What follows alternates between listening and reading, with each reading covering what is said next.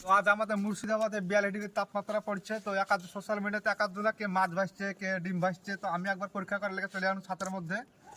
তো দেখতে পাচ্ছ তেল আমরা গরম করতে দিয়েছি আধ ঘন্টা আগতে। তো অলরেডি তেল গরম হয়ে গেছে। ওরে বাবা রে কি তাপ, বিশাল তাতা তেতেছে। এবার আমরা ডিমটা দিয়ে দিব, দেখা যাক ডিম কেমন হয়। তো প্রথমে ডিমটা ভেঙে এলুন,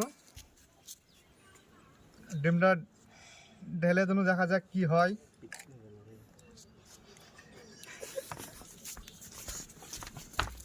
তো ডিম ঢালা আমাদের হয়ে গেছে। তো দেখতেই পাচ্ছ। তো হালকা করে আমি নুন ছিটিয়ে দিব।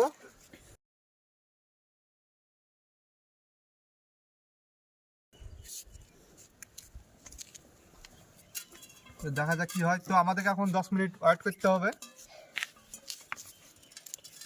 মনে হচ্ছে তো হবে, অনেক তাতা তেতেছে। ওরে বাপ।